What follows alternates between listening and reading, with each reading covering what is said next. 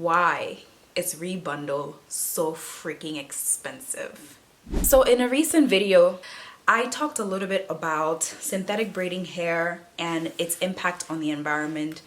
And we talked about why that was important. And we went into alternatives that we have. So options that are sustainable, healthy, biodegradable. So that means they're good for you and they're good for the environment. And one of those options that came up was Rebundle, which is basically a pioneer in the braiding hair industry. And they specialize on making plant-based braiding hair, which essentially is not synthetic, essentially is biodegradable. It has chemicals because every composition is made of chemicals, but it is intentionally non-toxic chemicals. Something I touched a little bit on that I feel is deserving of its own video is the price points of Rebundle. And so in this video, we get a little bit into what those price points look like, the reasons why they're so high, and possible ways that we could drive these costs a little lower, some things that you and I can do as a consumer, and maybe some suggestions for Rebundle as well, a lot of which I feel they're already doing anyway. This video basically just focuses on two things. I want you to remember two things as you're watching this video. Affordable, sustainability. How can something be sustainable and also affordable? Because a lot of times those happen to be mutually exclusive. Like when you see things that are affordable, a lot of times they've cut corners, they're not very healthy for you. And then when you see things that are organic, things that are healthy, a lot of times they're a little more on the higher end, where it's like you have to spend more and it's more of an investment because it's healthier for you. So how can we get to the point where we are balancing both, where we can have both? Like, is that possible? If you've seen Rebundle's prices, so they range from $36 to about $45 for one bundle. If you are a hair braider, you're used to seeing the synthetic braiding options at $5 for one bundle. So if you are having 5 bundles, that's 5 times 5, you're spending at most, with taxes included, $30 to get a full set of hair, length included. Now with Rebundle, again, it ranges from 36 to 45 depending on how long the hair is, and that's just one bundle. So if you're getting it times 5, it's 36, or 45 times 5, and you get only one, I guess, for one look. Now the good thing about Rebundle is that it's reusable. I mean, synthetic hair is reusable too, but Rebundle is reusable. Rebundle is healthier. So my question to you is, do you think it's fair if a company is providing a solution, but then the solution is not accessible by the target customers that the company is marketing to? Then does that really make it a solution? If I can't buy it, does it make it a solution? So what do you think? And when we go through the entire bunch of stuff that I have, because I did do some very quick research, we're going to see if your mind has changed as to whether or not it's, you know, pricing these bundles at 35 or at 45 is reasonable and fair. So we've talked about what Rebundle is, we've talked about where the price point currently sits, and now we're going to look at why Rebundle is so expensive and how to bridge the gap between sustainable hair care and affordability. 5 reasons why Rebundle is so expensive. Number 1, sustainable materials are costly. So Rebundle uses plant-based materials like banana fibers to produce their braiding hair, which we know, and these are significantly more expensive to source and process than the petroleum-based plastics that are found in traditional synthetic hair. Not only that, but these plant-based materials required specialized manufacturing techniques, which drive up costs. And there's actually a couple of videos that I found on YouTube that are like very old, like hidden, like deep hidden, about how plant-based hair fibers are sourced and just how manual the process is. I'm going to link them in the description box, but that's one reason. So reason number 2, small scale production. So unlike large synthetic hair companies, we know them, that mass-produced plastic fibers. Rebundle operates on a much smaller scale. It's a newer company, and without the advantage of mass production, their cost per unit remains higher, which translates to higher prices for consumers. You and I. And so, of course, when you are operating on a smaller scale compared to larger manufacturers and you have less resources, less people, less money, it's very effort intensive. And so, of course, the cost has to be offset by someone or at some point. And a lot of times that falls to us, the consumers, because, well, it's an investment and we somehow have to help pay for the practices and the processes that make these products healthy and sustainable for us and for the environment. What are you thinking? How are you feeling so far?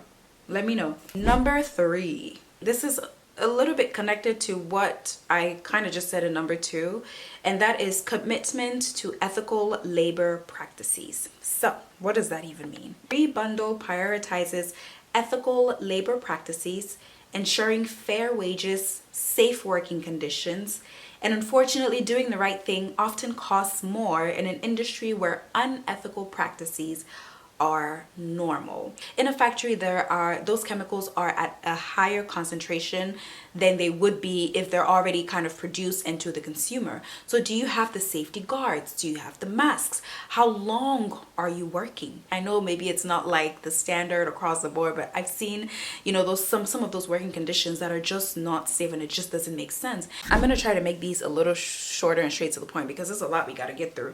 So number 4, limited market access. So this kind of makes sense too. As a newer brand focusing on sustainability, Rebundle is still building its market and its infrastructure.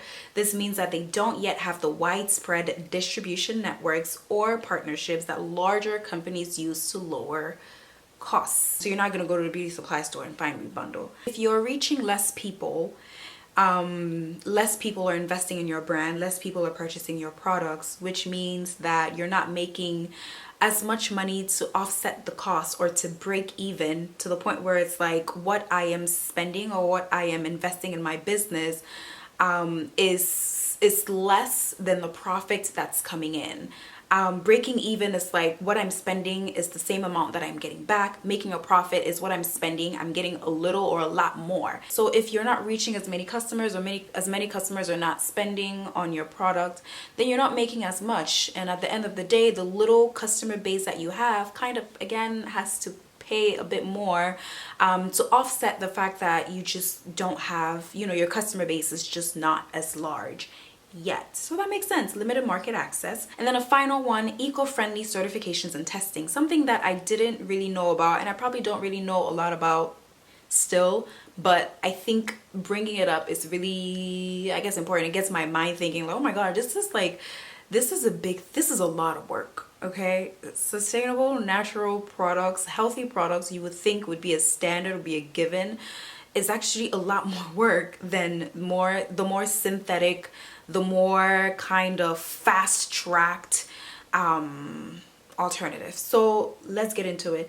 To ensure that their products are safe for customers and are environmentally friendly, Rebundle invests in certifications and rigorous testing. And while these steps build trust, they also add to the final cost. And something that I found when I looked up like organic certification and compliance regulations, apparently there are inspections and renewals in order to meet like certain standards, certain health standards that must happen, and a lot of those come with a lot of costs. Imagine in order to be, oh my God, why do I keep doing this? I'm sorry. So in order for you to be USDA certified or to be cruelty free, there's a lot of testing that in order to have those like stamps, what is it, stamps? Those watermarks and stamps that you have to go through, and those are expensive. And that's another reason why a lot of these synthetic products that are cutting costs and cutting corners, they don't want to invest in. The money for all of that testing is not going to appear out of thin air. Someone has to help with the costs, and That's you and I. You know what? My intention with this video was to not make it really long, but I mean, I'm looking at my notes and I've already said so much and I still have so much to say. So please stick with me. And honestly, I like to create chapters anyway, so you can bounce around and skip around as you wish. I'm just crying at the amount of time it's going to take me to just edit this video, Lord. But it's okay. It's for a good cause. Is it possible to make sustainability accessible? What are some of those ways that you and I can contribute as we are patronizing these companies and buying our favorite products that we can continue to have at the back of our heads? And so I have 5 points to touch on this. Number 1, investor and government support. So this is something I touched on the previous video. I was like, dang, I wonder if there are incentives. I wonder if there are subsidies. What are the things that are out there that encourage businesses to want to be sustainable? And I said, you know what, I'm gonna look it up, and here it is. Rebundle could benefit from grants or subsidies that are aimed at promoting sustainable practices. Governments, private investors could prioritize funding companies like Rebundle to make eco-friendly products more accessible. So we have incentives, we have investments from government and private funding investors. We have investments from government and private investors, and then we have tax breaks for sustainable products. This is so genius. Can we advocate for tax incentives on sustainable goods? Because this could help lower the production costs and the final prices for consumers. Okay, so number 2, and I could go a little bit deeper into this, but I can see the video getting too long. So quick check-in. How are you feeling at this point? Is there anything that you want to drop in the comments? Any thoughts that are running through your head right now? Let me know. So the second thing, scaling production. All right, so with more investment, this is something we touched on a little bit. With more investment, Rebundle could scale up production, which means that it could reduce costs per unit. Because larger scale manufacturing would allow the company to lower prices while still maintaining its quality and sustainability commitment. So when we talked about market access, this is what we're talking about. The more folks can purchase the products, the larger your customer base, the more you're able to make and the more money you have to maintain quality and sustainability in your products. So number 3, flexible payment options, which I think is something that Rebundle actually already offers, but offering payment plans and subscription services such as buy now, pay later could help make the costs more manageable for customers. I have my feelings about buying on credits. You know, like I hate to be that traditional person that's like, listen, if you can't afford it, you just can't afford it. You know, come back when you can afford it. But I also know that the landscape of how we spend has changed so much for the good and for the bad. There's an issue with consumerism where people are using buy now, pay later to fuel a lot of their hoarding. And yeah, I did look, and Rebundle does offer these options. So I mean, it's an investment, you know, you can reuse it. You can recycle it when you're done. Anyway, so yeah. Number 4, collaborations. Okay, so partnerships with large retailers or distributors could help bring down prices through bulk sales while increasing product visibility. So this all makes sense. The more you can partner with other retailers and other manufacturers, other distributors, the more visibility you allow to your products, which essentially lowers costs across the board, lowers costs for the consumers. So Rebundle actually distributes its products through its own website primarily. They don't yet have widespread partnerships with other retailers, and a lot of times this is very normal to see with smaller sustainable companies, but they do have this space or this like program that's called Braid Better Directory. It's like a site that matches braiders that are familiar with Rebundle and the type of hair with braidees who are just wanting to switch over to that more healthy braiding hair kind of routine. So it does include independent stylists as well as salon owners, and this is also another way to spread the word about Rebundle and build that customer base. So number 5 and final point, consumer education campaigns. So Rebundle, oh my god, I'm tired, I need a desk for real. Okay, so Rebundle could further educate consumers on the true cost and that's in italics, of synthetic braiding hair, true cost in the sense of the environmental impact and the health risks that are associated with using these things for a very long time. So if there is educational campaigns that highlight the long-term benefits of sustainable options, it's going to help to justify the investments for some consumers, which is, I think, where I'm at. I'm in that phase as a consumer where I understand that it may be expensive, but again, it's a long-term investment that's more worth it than this very kind of instant gratification option where, yeah, it looks pretty, but it's toxic, where it's pretty but it's plastic. And what does plastic mean for me, especially in a sense of prolonged use? So I've actually seen Rebundle do this a bit. You know, there's like media releases, there's a lot of coverage on social media, even TV appearances that the CEO does. So in essence, in order for a solution to solve a problem, it has to be accessible to the people who need it most. And while Rebundle is addressing a lot of important issues, the key main way to make sustainability mainstream, to make it a norm, to make it standard, is to increase accessibility. And if the big barrier between increasing accessibility is that price point, then maybe we need to look at that price point. In what ways can we influence that price point? And this is basically what this video was about. And okay, tell me about my hair. Period. Ow. Should I have done my video like this? Girl, stop playing.